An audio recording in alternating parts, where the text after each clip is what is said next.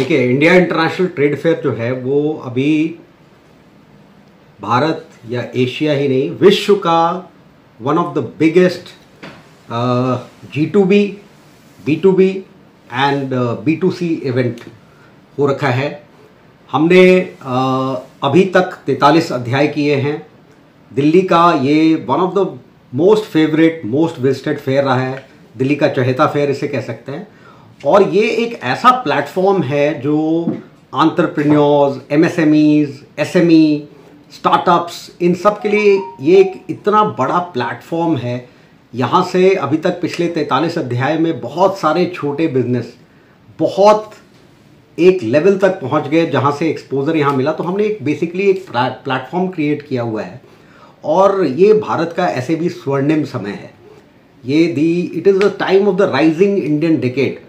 जिस तरह से एक कंसिस्टेंट ग्रोथ इस वक्त पूरी दुनिया हमारी तरफ देख रही है।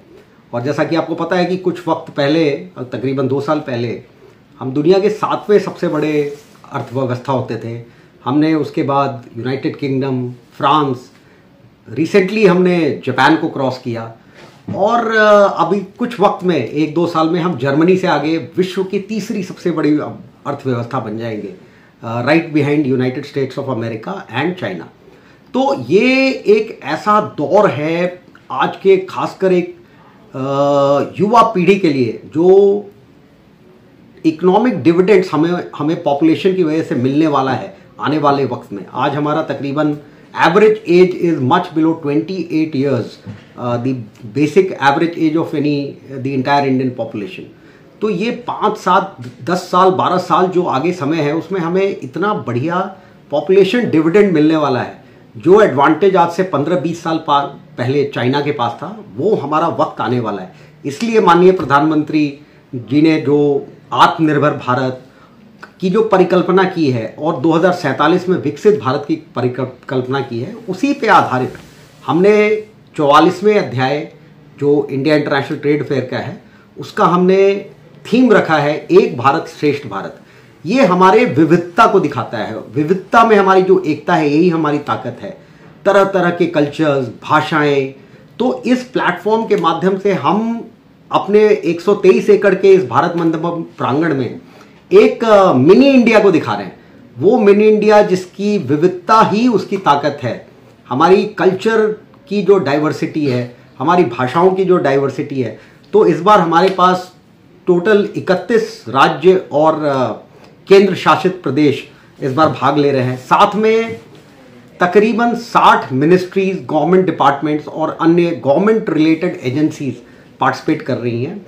और इस 44वें अध्याय में जो खासकर आपके चैनल के माध्यम से दर्शकों से मैं युवा पीढ़ी जो है उसको मैं बताना चाहूँगा कि इस बार हम 2 बड़ी मज़ेदार चीज़ें लेकर आए हैं। एक है हमारा रक्षा मंडपम, आर डिफेंस पेविलियन। तो आपको मैं बड़े प्राउडली बताना चाहूँगा कि रक्षा मंडपम डिफेंस पेविलियन 1 दशक के बाद, 10 साल के बाद भारत मंडपम के प्रांगण में IITF में आया है। ये पहले भी लोगों का बहुत चहेता होता था। तो इस पेविलियन में जो हॉल नंबर 9 और 10 के सामने एक हैंगर है जिसमें ये पूरा डिफेंस पेविलियन है, उसमें मैं यंग बच्चों, टीनेजर्स, यूथ से आग्रह करना चाहूँगा कि आप यहाँ पे पक्का आएँ। और बहुत रिसेंटली आपने अभी भारतीय आर्म्ड फोर्सेस का प्रदर्शन ऑप सिंदूर में देखा हुआ है। आप आए यहाँ देखें हमारे सारे डिफेंस PSUs जिन्होंने आत्मनिर्भर भारत को साकार करते हुए ये indigenous military cutting edge technology जो लेकर आए हैं। आप यहाँ पे पिनाका से लेके QRSAM 1200 किलोमीटर की रेंज वाली बहुत सारी laser guided bombs, precision ammunition, इन चीज़ों को आपको कहीं और मौका नहीं मिलेगा देखने का। तो your first look and feel, you can come to the Raksha Mandapam and see for yourself. आप देखिए कि हमारी डिफेंस PSUs कितना अच्छा काम कर रही है। इतनी आले दर्जे की टेक्नोलॉजी भारत के अंदर आज बन रहा है। भारत हमेशा से रक्षा में काफ़ी आयात करता था। आज बहुत रिसेंटली आपने पिछले हफ्ते सुना होगा कि एक मैजगॉन डॉक को मलेशियन नेवी का एक बहुत बड़ा कॉन्ट्रैक्ट मिला है। तो आज भारत दुनिया को दिखा रहा है कि हम रक्षा के क्षेत्र में बस आयात पे डिपेंडेंट नहीं है। Now we are ready to export, we are very self reliant and we are ready to export hi tech technology जो हमारे ये डिफेंस पीएसयूज बना रहे हैं। और वही काबिलियत हमारी सशस्त्र सेनाओं में है जो उस आले दर्जे की बनी हुई टेक्नोलॉजी का भरपूर अच्छे तरीके से उपयोग करके, जिन्होंने अभी बहुत रिसेंटली ऑप सिंदूर में पूरी दुनिया के सामने नमूना पेश कर दिया कि उन्होंने एक कम वक्त में हाई एंड टेक्नोलॉजी को कितना बढ़िया बेहतरीन तरीके से यूज किया और बिना किसी कोलैटरल डैमेज के एक बहुत निर्णायक साबित किया जो ये डिफेंस पीएसयूज ने टेक्नोलॉजी बनाई है। यंग बच्चों को मैं एक और बड़ी मजेदार चीज हम इस बार लेकर आए हैं। पहली बार हम IITF में एयरपोर्ट अथॉरिटी ऑफ इंडिया ने अपना एक भव्य पेविलियन बनाया है।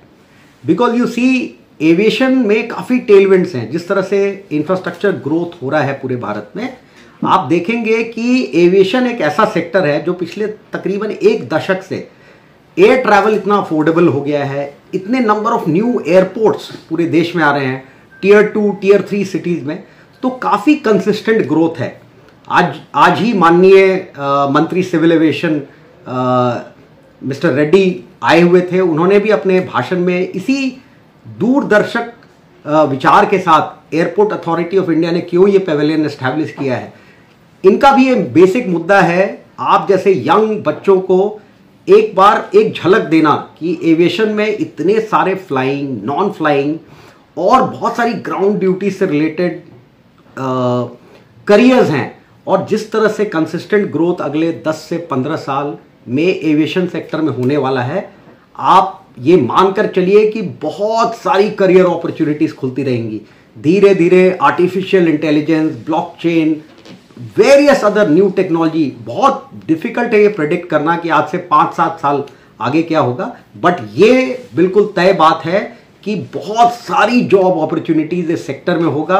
एयर ट्रैवल और अफोर्डेबल बनता जाएगा और धीरे धीरे ये एक आज के दौर में भी देखिए तो जो बेसिक हमारा ट्रांसपोर्टेशन का पूरा आधारित है भारतीय रेल पे, आज आप देखेंगे कि धीरे धीरे एविएशन सेक्टर काफ़ी ज़्यादा अपना परसेंटेज बढ़ रहा है और आने वाले वक्त में ही बढ़ेगा। तो मैं चाहूँगा आपके दर्शकों को, जो बच्चे अभी देख रहे हैं ये चैनल, तो आप समय निकालें। हॉल 1 ग्राउंड फ्लोर में एयरपोर्ट अथॉरिटी ऑफ इंडिया का पेविलियन है, उसमें आप आएँ और आपको वो पूरा एक एक्सपीरियंस देंगे। Like you go to the KidZania, you do a particular, तो आप वहाँ पे as a pilot, as a ATC controller, ground duties में फ्रिक्शन टेस्टिंग, रनवे की फ्रिक्शन टेस्टिंग होती है, किस तरह से कार्गो मैनेजमेंट होता है। जब हम एयरपोर्ट पे जाते हैं, हम अपना सामान छोड़ते हैं, उसके बाद सामान कैसे कैसे पहुंचता है, एयरक्राफ्ट में लोड होता है और आपको आपके डेस्टिनेशन पे दे दिया जाता है। तो ये बड़ी इंटरेस्टिंग चीज़ें आपको पता चलेंगी कि कैसे QR बेस्ड हर हमारे बैगेज टैग पे जो QRs होते हैं उनको कैसे स्कैनिंग की जाती है और किस तरह निर्धारित डेस्टिनेशन पे आपके सामने वो आपके बेल्ट पे वो आपका सामान आ जाता है, जिसको आपने इनिशियल स्टेशन पे, इनिशियल एयरपोर्ट पे आपने जहाँ से आप यात्रा स्टार्ट कर रहे थे वहाँ पे आप छोड़ते हैं और कितना आराम से आपको वो मिल जा रहा है। तो धीरे धीरे इस सेक्टर में और खासकर समय के साथ एविएशन सेक्टर में टेक्नोलॉजी बहुत तेजी से अंदर आ रही है। तो lot of technical brains will be required to run this industry after 5, 7, 8, 10 years. तो जो यंग बच्चे अभी स्कूल में 8th, 9th, 10th, 11th, 12th earlier use of years of college, आपको मैं बताना चाहूँगा कि इस सेक्टर में बहुत ज़्यादा ग्रोथ है और आप एक बार आकर देखें, आपको फील लें और I am sure it many of you will get attracted to join this very interesting sector. देखिए ये फेयर 14 दिन का है, इसमें पहले 5 दिन B2B एक्टिविटीज़ होती हैं। तो इस बार B2B डेज में भी हम देख रहे हैं कि बहुत ज़्यादा उत्साह है। हमारा पिछले साल जो B2B के पहले 5 दिन का जो एवरेज था उससे तकरीबन हम 25% एक्स्ट्रा तकरीबन अभी फुटफॉल हो रहा है और बहुत एनकरेजिंग है कि और काफ़ी सारे हम साथ में देख रहे हैं कि बहुत सारे B2B मीटिंग्स हो रहे हैं, G2B मीटिंग्स हो रहे हैं और इसी प्रकार काफ़ी ज़्यादा इंटरेक्शंस इस B2B में जो ये 5 दिन में हम पहले 42वें या 43वें अध्याय में देखते आ रहे थे, उससे बहुत ज़्यादा एंथुजियाज्म दिख रहा है और बहुत ज़्यादा इंटरेक्शंस हो रहे हैं। आपको हमारी यह रिपोर्ट कैसी लगी जरूर कमेंट करें, इस वीडियो को लाइक करें, हमारे चैनल दास्ताने इंद्रप्रस्थ को सब्सक्राइब करें ताकि हमारी सभी आगामी रिपोर्ट्स सबसे पहले आप तक पहुंच सकें। Bureau report Dastane Indraprastha.